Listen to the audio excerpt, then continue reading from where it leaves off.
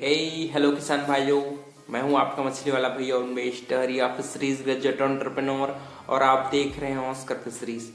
कोई भी किसान भाई जिनके पास खुद का तालाब नहीं है, खुद का जमीन नहीं है, वो कोशिश करते हैं कि वो किसी जमीन को लीज पर ले लें, किसी सरकारी तालाब को लीज पर ले लें, किसी प्राइवेट तालाब को लीज पर ले लें।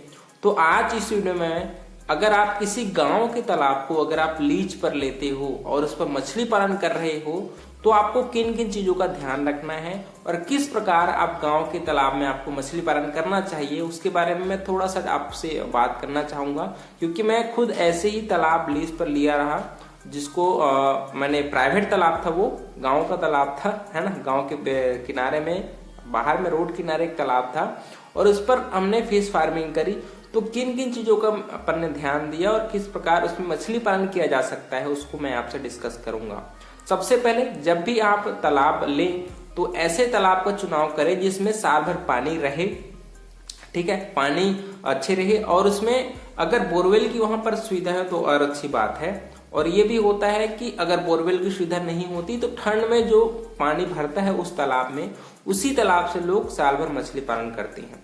और वहां पर दिक्कत ये भी आती है कि सबसे पहले तो चोरी की दिक्कत आती है ना। चोरी दिक्कत ना हो इसके लिए आपको कोई ना कोई वहां रखवार जो वहां पर पहरेदारी करे उसको आपको जरूर रखना पड़ेगा। दूसरी बात, उसमें बाहर से पानी आता है, उसके लिए आपको ये करना है कि पानी का सबसे पहले ट्रीटमेंट जरूर कर लीजिए। पानी का पीएच, डिजॉल्व ऑक्सीजन, अमोनिया, इन सभी को आपको टेस्ट करते रहना है और उसके हिसाब से अपने पानी की गुणवत्ता को बनाए रखना है। सैनिटाइजर का प्रयोग करिए, लाल दवा का प्रयोग करिए, ताकि पानी में बाहर से पानी आती हो उसमें बहुत बार मिट्टी मिलकर आती है, बहुत बार बहुत सारे बैक्टीरिया को साथ लाती है ना। खराब पानी भी बहुत बार अंदर आ जाती है, आपके खेत का पानी तालाब में आ जाती है। तो उससे निपटने के लिए आपको पानी का ट्रीटमेंट सही समय पर आपको करना पड़ेगा।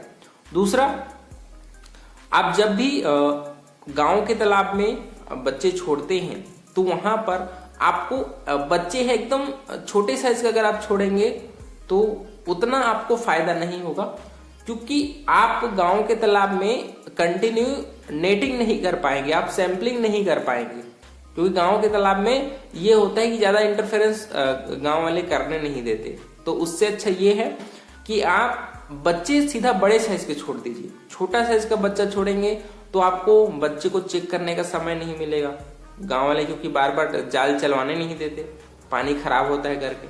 बहुत बार ये भी होता है कि हम लोग छोटे बच्चे छोड़ते हैं और बहुत सारे बच्चे मर जाते हैं और हमको पता भी नहीं चलता कि कितने तालाब में मछलियां हैं, कुछ एहसास आपको नहीं हो पाता। मतलब कितनी मछलियां बची हैं, कितनी बड़ी हुई, कुछ आपको अता पता नहीं रहता, है ना।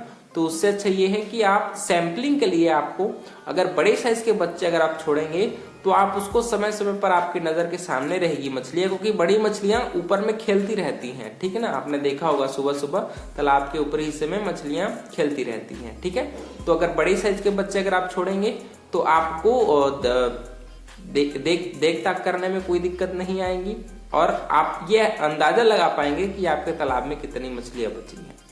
दूसरी बात, अगर मान लीजिए आप तालाब लिए हो जिसमें आप फीडिंग करा सकते हैं। बहुत बार गांव वालों को ये दिक्कत होती है कि वो फीडिंग कराने नहीं देते, उनको ये लगता है कि फीड डालने से, खली ये सब डालने से तालाब का पानी जल्दी खराब हो जाएगा। लेकिन ऐसा नहीं है, क्योंकि हम लोग क्या करते हैं, जितनी मछलियां तालाब में छोड़ी गई है उसके बॉडी वेट के हिसाब से हम लोग फीडिंग कराते हैं। और ऐसा नहीं कि गांव का तालाब एकदम 6 से 7 फीट रहता है, गांव का तालाब 10 फीट, 15 फीट, 20 फीट तक गहरा होता है, ऐसा नहीं है ना।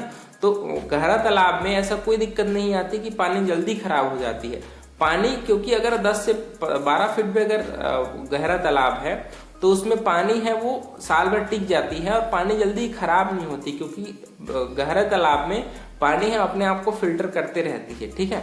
और ऐसा भी नहीं है कि उसमें आपको बहुत ज्यादा ऑक्सीजन की प्रॉब्लम आएगी। ऑक्सीजन की प्रॉब्लम ऐसे तालाब में आती है जो कम गहरा हो, जिसमें स्लज की मात्रा, कीचड़ बहुत ज्यादा हो, ऐसे तालाब में ऑक्सीजन की दिक्कत आ सकती है।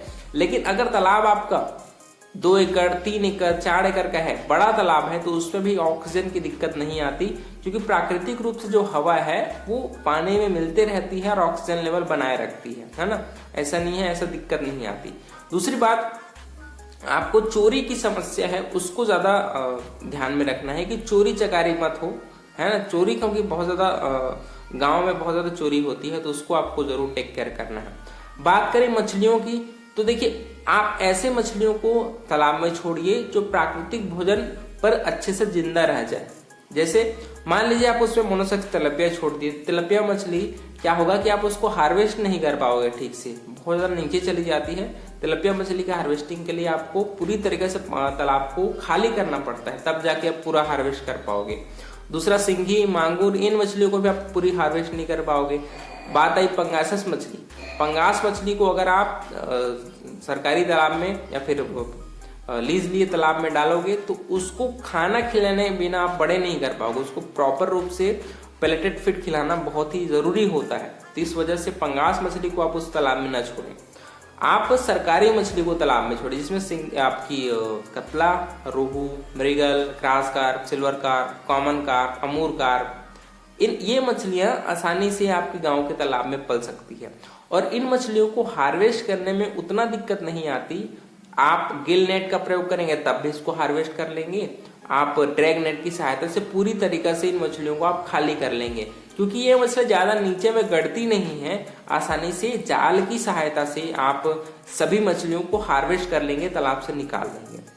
दूसरी बात, अगर बात करें फीडिंग की, फीडिंग अगर आप चाहेंगे तो बैग फीडिंग इसमें कराइए। बैग फीडिंग में कोई दिक्कत नहीं होगी, क्योंकि बैग फीडिंग में क्या है, फीड का वेस्टेज बहुत कम होता है और आपको जितना खाना आप बॉडी वेट के हिसाब से तालाब में डाल रहे हो उसी के हिसाब से आप खाना खिलाइए, फीड चार्ट के अनुसार से खाना खिलाइए।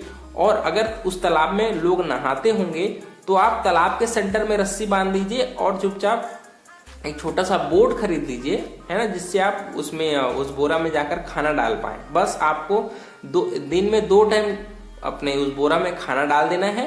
मछलियों को अपने आप पता चल जाता है कि खाना बोरे में डल गया है, ठीक है, वो घूम फिर के आते रहती है खाने के लिए। तो अलग से आपको पूरा तालाब में खाना नहीं फैलाना है, चुपचाप आप उस बैग में ही खाना को लटका दीजिए। आप बैग फीडिंग के बारे में मैंने बहुत बार बात किया हुआ है। रस्सी बांधिए उसमें, पर एकड़ 1 एकड़ भी होगा तो कम से कम 2 से 3 बैग उसमें लटका दीजिए, बैग में छेद कर दीजिए बोरा में, और इसमें खाना है वो डाल दीजिए। आप चाहें अगर 2 टाइम का खाना एक बार देना चाहते हैं तब भी इस बैग में डाल के छोड़ दीजिए। बाकी मछलियों को जब भी भूख लगेगा वो अपने आप उससे खाना खा लेंगी। आपका पानी भी जल्दी खराब नहीं होगा और गांव वाले को भी ज्यादा दिक्कत नहीं होगी, और वो उससे उनको ज्यादा दिक्कत नहीं होगी, ठीक है। और समय समय पर आप फर्मेंटेशन जरूर कर दीजिए। गोबर वगैरह का प्रयोग थोड़ा बहुत रात में डाल दीजिए, पता नहीं चलेगा किसी को। रात में ना फर्मेंटेशन कर दीजिए ताकि प्राकृतिक भोजन भी बना रहे और आपकी मछलियों को जब भी उनको वो प्राकृतिक भोजन की जरूरत हो खा ले।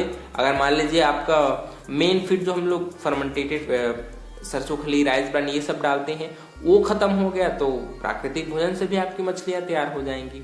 तो आपको गांव के तालाब में नॉर्मल तालाब से ज्यादा स्ट्रगल करना पड़ता है खाना डालने में, तो उस चीज को आपको थोड़ा सा ध्यान देना है। बाकी जो भी मैंने पॉइंट्स बताए हैं उसी के हिसाब से आप गांव में मछली पालन करिए, आपको कोई दिक्कत नहीं आएगी। और वीडियो अच्छा लगा होगा तो वीडियो को लाइक जरूर करिए। ऑस्कर फिशरीज पर नए हैं तो चैनल को सब्सक्राइब करना बिल्कुल मत भूलिएगा। मिलते हैं अगले में किसान भाइयों, तब तक के लिए बड़ों को सम्मान करिए, छोटों को प्यार करिए, ढेर सारा ख्याल रखिए।